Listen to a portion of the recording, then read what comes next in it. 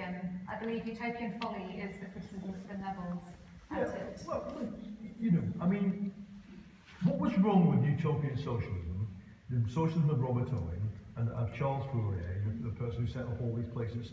You can still go and find in little Texan towns, the phalanxes as they were called. Right, what they tried to do was to set up ideal societies and live as if everything was communist already. The problem they ran into was scarcity. They ran out of money. And the fact that the human capital, the human beings in these amazing experimental places, which were not insignificant, they terrified the authorities in the first half of the 19th century. Those human beings have been very scarred by the experience of industrial capitalism, so they were generally semi-literate, the world Engels describes in Manchester. Domestic violence, sexual violence, illiteracy, drunkenness. I once did a program about Engels and said, that's my great-great-grandfather you're describing.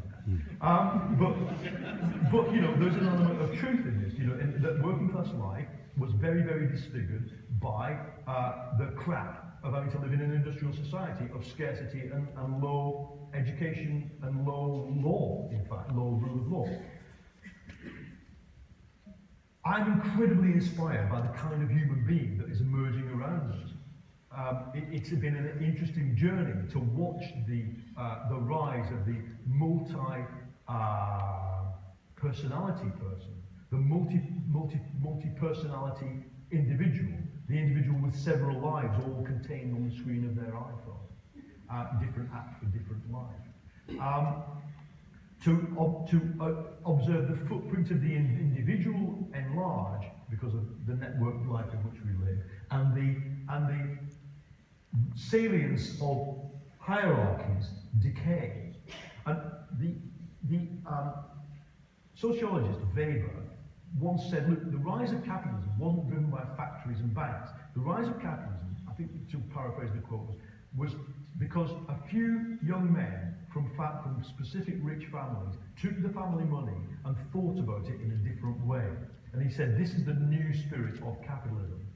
And I think what we're seeing all around us is young people think about, whatever they think about money and work, and sometimes they think about both of them in a very conflicted way, they think about themselves, above all, in a newly empowered way. That's the human aspect that's driving the post-capitalist narrative forward. So I would reply to it, well, it's techno-utopianism. Actually, it's not techno-utopian, it's utopianism, it's humanistic utopianism. Because when the human material changes so rapidly, why should we live through? Like, the biggest technological change is one I haven't even talked about. That is birth control. Right? That's a 40,000-year technological change. For 40,000 years, women had no control over their own fertility, and then since the 1960s, they did.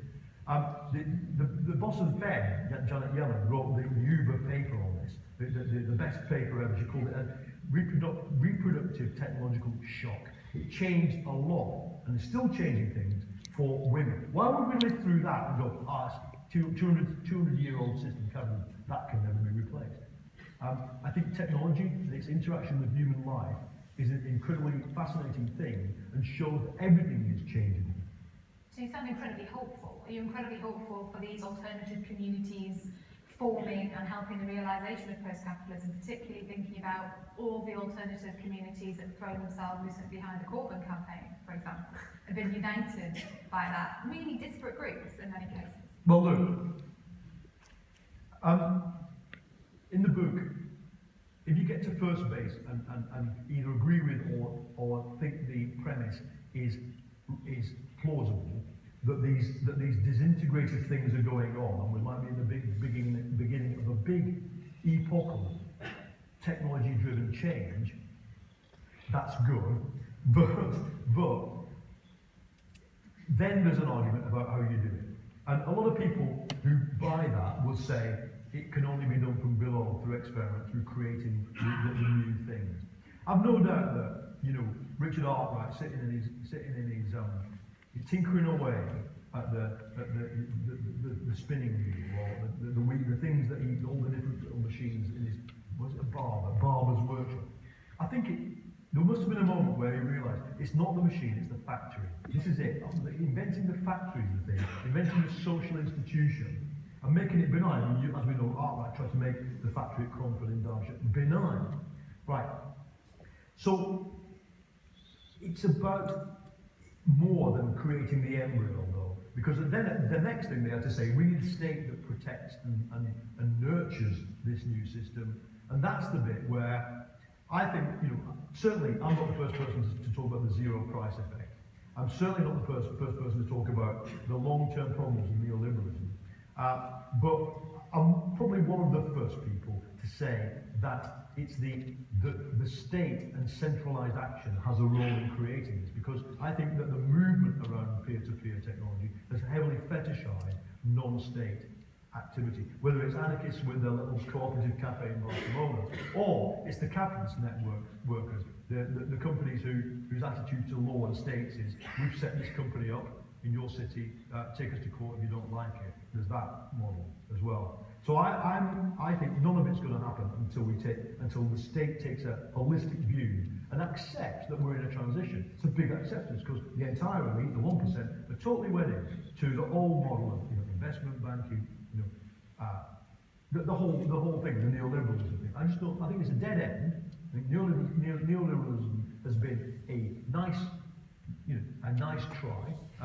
very traumatic for many of us, including me and my family, the community I come from, heavily traumatic for all industrial communities in places like the north of England. But nevertheless, it was a dead end. It's not the route to the future of the exploitation of the technology, it's preventing us from exploiting the technology. And so there's an element of urgency and anger in what I say, and that leads me to grasp for doable solutions. And the doable solution is the re-regulation of the economy to promote this kind of economics. But is there not a tension then between saying, okay, it's got to come from the state, and also this is an idea that's going to develop from within the capitalist system itself, and obviously that would annoy quite a lot of 20th century Marxists. Yeah. So we've got something that's post-capitalism, post-socialist, got to come from the state, isn't going to be an easy sell to It's not going to come from the state. It's not going to come from the state. It comes, of course, from practice. It comes from the practice of people who decided to make Wikipedia. Yeah, from the practice of the people who decided Linux would be a good idea.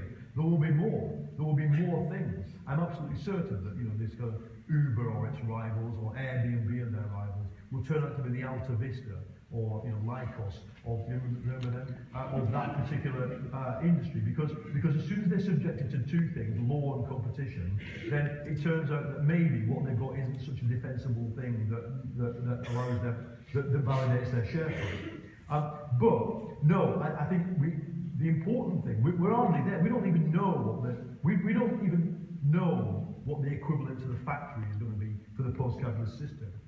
I'm pretty certain it will be a distributed global networked form of production of things and ideas. There's a lot of fetishism about 3D printing. It's not even in the index to my book. I don't care whether 3D printing is or isn't part of the future of post-capitalism. We could just as easily do it in the way William Morris, the early socialist writer, talked about. He was obsessed with taking us all back to kind of medieval times when everything was handcrafted. In other words, I don't know what it's going to be like. All I know is that if you live through in a single lifetime this kind of experience, right, from the earliest laws ever enacted in Britain to 1967, being gay is illegal, and then between 1967 and 2000 and whatever it was, 12, it becomes legal to be married and gay to each other. That's quite a big change. It's a human change. And so the rapidity of the human change through empowerment of individuality, through knowledge, is massive. You can't, in the book I've done this long description about where the class consciousness of working class people came from in towns and cities like this in the 20th century. And I describe it as being an absence of formal knowledge, a series of gestures, sighs, things you did with each other that created a consciousness. It was never at that level the product of formal logic. And all the people in the 1960s who said, oh God, the working class is going to decline because Hobsbawm, Marcuse, the French Marxist, numerous other theorists. What they noticed, and they noticed this correctly, they're all rubbished in the 1970s by the left, but what they noticed was the introduction of formal knowledge into working class life was a big difference.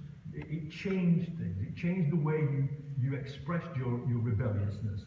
And I think that what we're looking at now, the emergence of what I call, I'm not the person who invented this, but what we call the networked individual, is actually just a continuation of what starts with Joe Lampton and all the heroes of 1960s what do you call it?